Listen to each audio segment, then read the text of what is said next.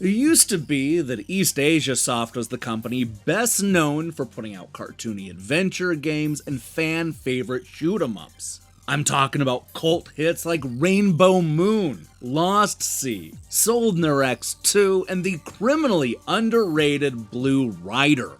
But lately it seems like EastAsiaSoft has decided to go in a different direction. The recent titles have included a drunk homeless guy beating up frat bros, and a seemingly endless supply of games starring scantily clad anime girls doing various activities. Their newest offering is Hentai vs. Evil, and as you can tell by the name, it falls squarely into the latter category. It's a third-person shooter where our cartoony heroines take on a never-ending onslaught of monsters and zombies. It's a silly premise for sure, but as EastAsiaSoft's newest release, a horror gem just waiting to be discovered, or is it a cynical cash grab with a click-baity title? And more importantly, is there a way to actually post this review without getting demonetized? Well, I guess we're about to find out.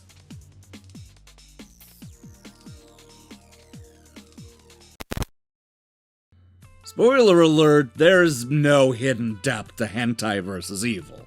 This is a game where you control one of 3 generic anime girls and shoot monsters. That's it. That's the whole game. And I don't say that in like a reductive way where the most complicated games can be reduced to a simple description, because anime girls with guns is where the sales pitch begins and ends. There's no setup, no story, and no ending. It doesn't even have a title screen. It just jumps right into being a game where anime girls pick up guns and shoot zombies. Now, Hentai vs. Evil is split up into 3 stages and 2 generic modes. The more fun of the 2 has you trying to rescue an anime girl from the clutches of evil. The goal is to run around the 3 stages hunting Grim Reapers in order to free the caged girl. It's simple and over relatively quickly, which let me tell you is a welcome change compared to the awful survival mode. This is exactly what it sounds like. It's a test to see how long you can stay alive as zombies and ogres, and yes, those damn Grim Reapers come at you from all sides. On paper, that may not sound all that different from most survival shooters, but Hentai vs. Evil makes the exercise mindlessly boring. I hope you cancel your plans because these survival rounds last forever.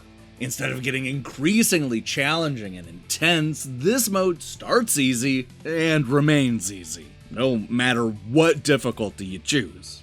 And because the power-ups and health items quickly respawn, you'll find that a session can go for hours without even breaking a sweat. It got to the point where I started to die on purpose just to move on to the next stage.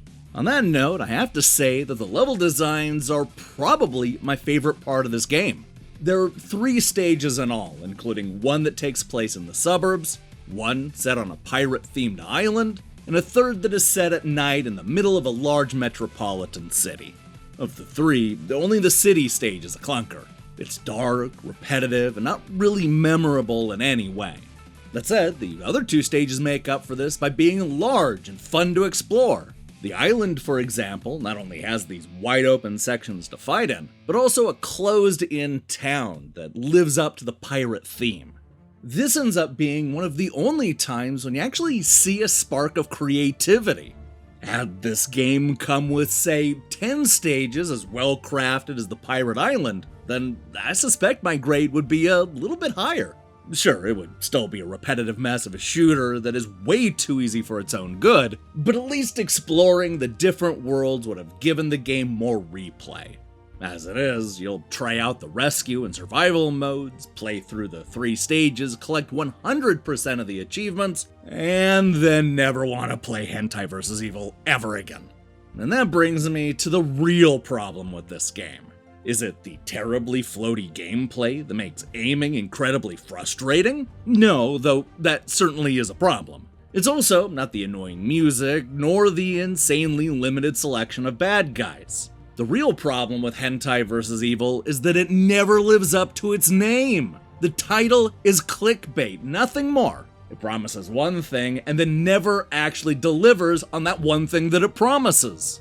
for a name that's almost certainly going to get my review demonetized, the content in the game is shockingly tame. There's more titillation going on in Waifu Unleashed than anything in this so-called hentai game. Hell, even EastAsiaSoft's recent anime girl poker game is sexier than this. Look, it's time for developers to realize that adding attractive women to your terrible game doesn't make their game less terrible. Anime girls are not a band-aid. A purposely attention-getting name like Hentai vs. Evil may get your game noticed, but you still have to deliver something that's actually worth playing. This third-person shooter isn't sexy or fun, but rather boring and repetitive. Ugh, I miss the days when EastAsiaSoft didn't need to trick consumers into buying their games.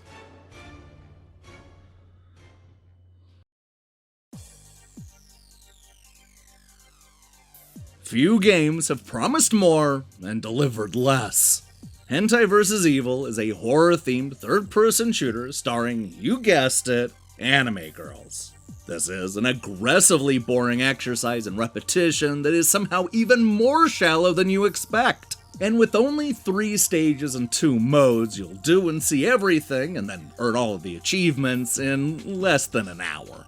Worst of all, the game never lives up to its provocative title. It's a surprisingly tame experience that'll leave you disappointed. Don't fall for the clickbait.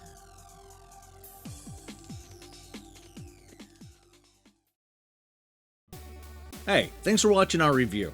If you liked what you saw here, then you should know that we post new reviews and features almost every day. Now, here's the question I have for you. What once great company has been reduced to just releasing crap? I'm talking about companies that used to be good. Man, all their new stuff just isn't.